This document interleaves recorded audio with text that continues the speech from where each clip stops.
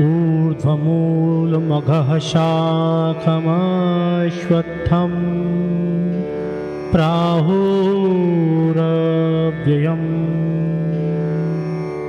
छन्दांसि यस्य पर्णानि यस्तं वेद स वेदवेत्।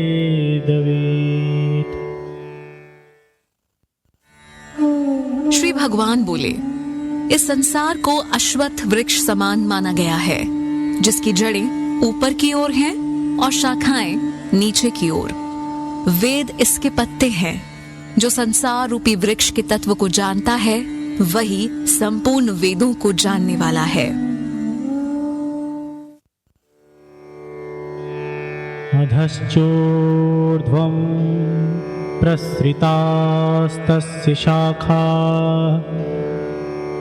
गुणप्रवृद्धा विषयप्रवाला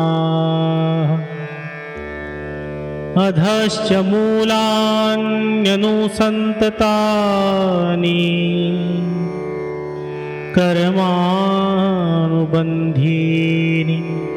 मनुष्यलोके।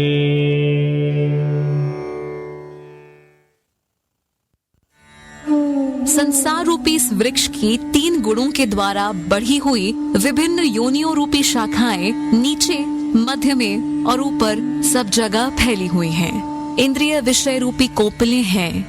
मनुष्य लोक में कर्मों के अनुसार बांधने वाली जड़ें भी नीचे और ऊपर सब जगह फैली हुई हैं।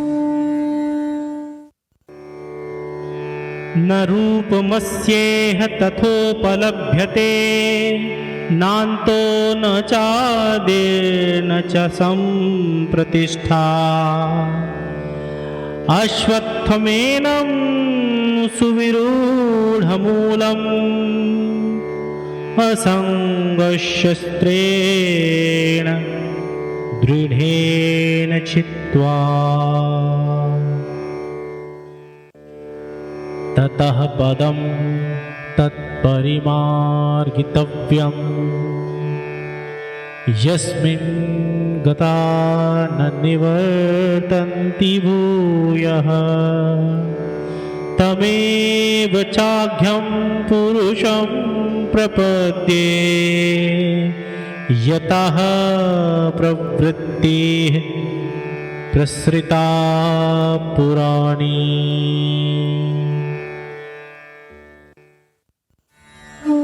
इस संसार रूपी वृक्ष का वास्तविक स्वरूप जैसा कहा गया है, वैसा यहाँ अनुभव नहीं होता है, क्योंकि न इसका आदि है और न अंत और न ही स्थिति है।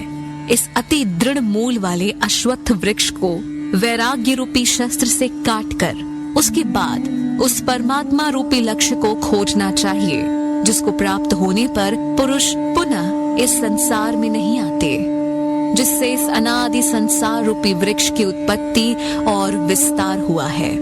मैं उसी आदि पुरुष परमात्मा की शरण में हूँ। ऐसा जानकर मनुष्य को उस परमात्मा की शरण में आ जाना चाहिए।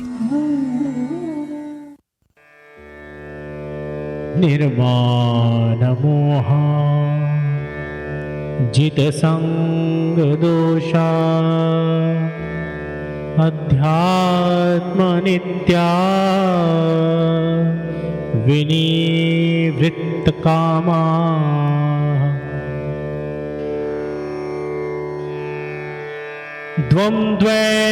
द्वन्द्वैर्विमुक्ताः सुख दुःख संज्ञैर् गच्छन्त्यमूढा पदमव्ययं तत्। जो मान और मोह से मुक्त हो गए हैं, जिन्होंने आसक्ति रूपी दोषों को जीत लिया है, जो नित्य परमात्मा में लगे हुए हैं, जो संपूर्ण कामनाओं से रहित हैं, जो सुख दुख के द्वंद्वों से मुक्त हो गए हैं, ऐसे ज्ञानी पुरुष उस अविनाशी परम धाम को प्राप्त होते हैं।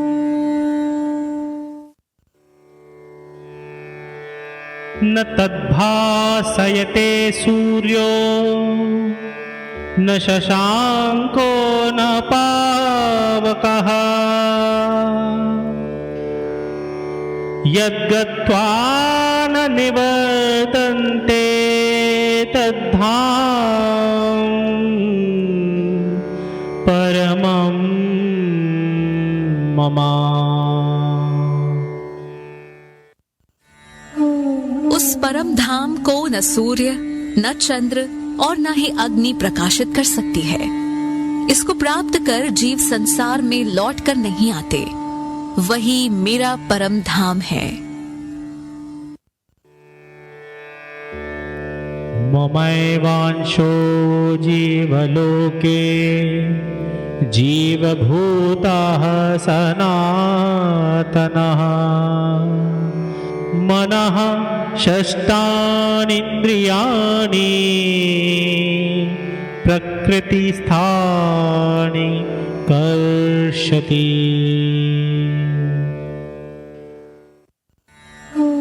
इस संसार में प्रत्येक शरीर में स्थित जीवात्मा मेरा ही सनातन अंश है। इसलिए वह प्रकृति में स्थित मन और पांचों इंद्रियों को आकर्षित करता है। शरीरं यदवाप्नोति यच्चाप्युत्क्रामतीश्वरः गृहीत्वैतानि संयाते वायुर्गन्धानि वाशयात्। जैसे वायु अपने साथ सुगंध को ले जाती है, वैसे ही जीवात्मा शरीर को छोड़ने के बाद मन सहित इंद्रियों को ग्रहण करके अन्य शरीर में चली जाती है। श्रोत्रं चक्षुः स्पर्शनं च रसनं घ्राणमेव च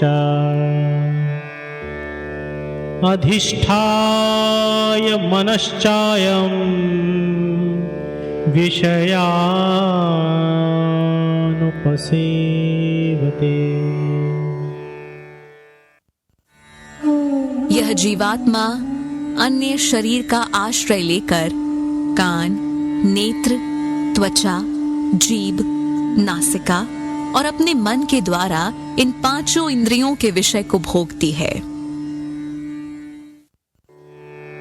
उत्क्रामन्तं स्थितं वापि भुञ्जानं वा गुणान्वितं विमूढानानुपश्यन्ति पश्यन्ति ज्ञानचक्षुषः।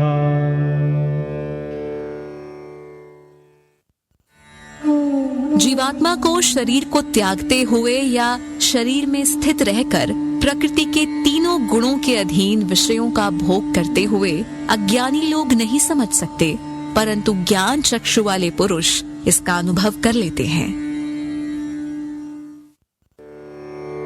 यतन्तो योगिनश्चैनं पश्यन्त्यात्मन्यवस्थितम् यतन्तोऽप्यकृतात्मानो नैनं पश्यन्त्यचेतसः।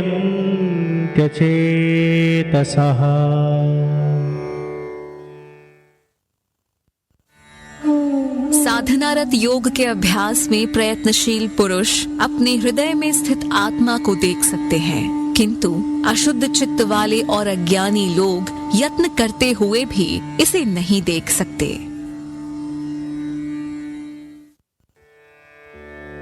यदादित्यगतं तेजो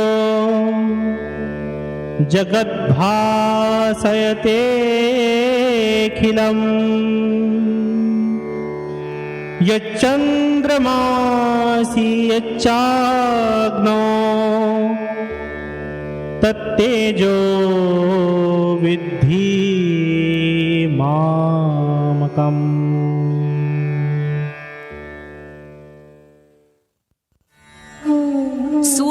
स्थित तेज जो संपूर्ण जगत को प्रकाशित करता है तथा जो तेज चंद्रमा और अग्नि में है, उस तेज को तुम मुझसे ही उत्पन्न हुआ जानो।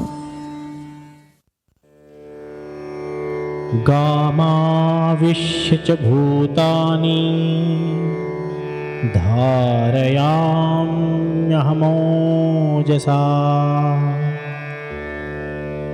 पुष्णामि चौषधीः सर्वाः सोमो भूत्वा रसात्मकः।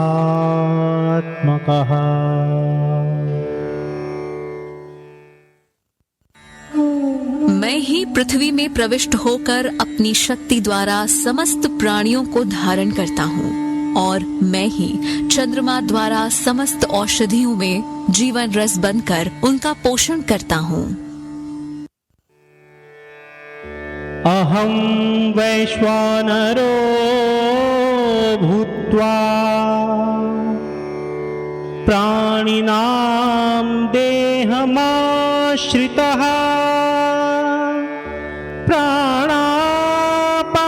प्राणापानसमायुक्तः पचाम्यन्नं चतुर्विधम्।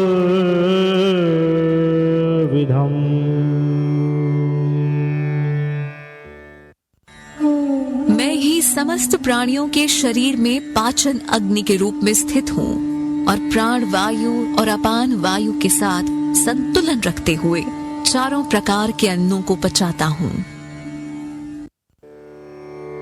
सर्वस्य चाहं हृदि संनिविष्टो स्मृतिर्ज्ञानमपोहनं च वेदैश्च सर्वैरहमेव वेद्यो वेदान्त कृद्वेद विदेव चाहम्।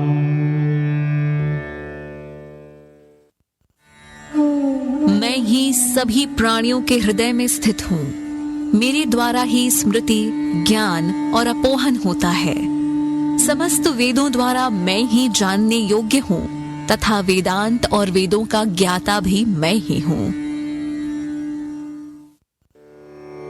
द्वाविमो पुरुषो लोके क्षरश्चाक्षर एव च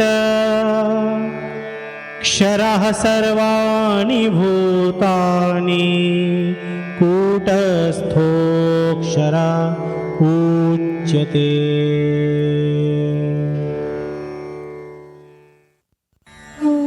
इस संसार में दो प्रकार के पुरुष हैं, क्षर नाशवान और अक्षर अविनाशी। समस्त प्राणियों के शरीर नाशवान है और समस्त प्राणियों में बैठी जीवात्मा को अविनाशी कहा जाता है। उत्तमः पुरुषस्त्वन्यः परमात्मेत्युदाहृतः यो लोकत्रयमाविश्य बिभर्तव्यया ईश्वरः।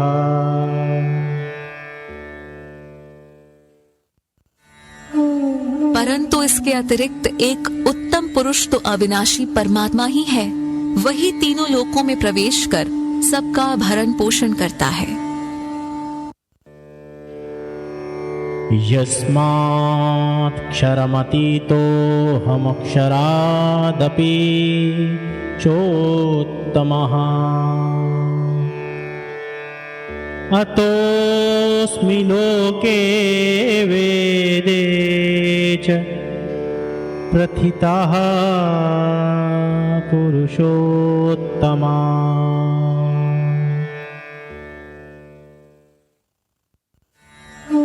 मैं क्षर नाशवान प्रकृति से अति परे हूँ और अक्षर जीवात्मा से भी उत्तम हूँ। इसलिए विश्व में और वेदों में मुझे पुरुषोत्तम कहा गया है। यो मामेवमसम्मूढो जानाति पुरुषोत्तमम्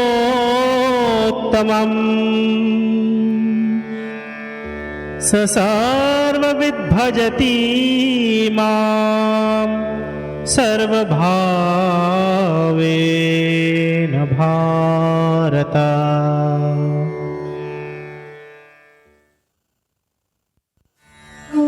हे भारत, जो संशय रहित मनुष्य मुझे पुरुषोत्तम के रूप में जानता है, वह पुरुष सब कुछ जानकर सब प्रकार से मुझे ही भजता है।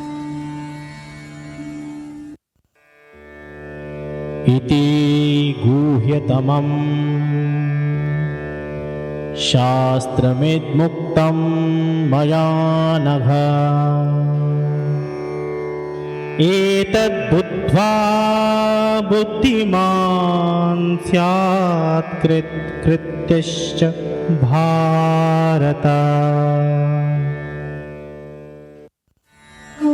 हे अनघ, इस प्रकार यह अत्यंत गोपनीय शास्त्र मेरे द्वारा कहा गया है। हे भारत, जो मनुष्य इसको इसी प्रकार जानता है, वह बुद्धिमान और कृतार्थ हो जाता है।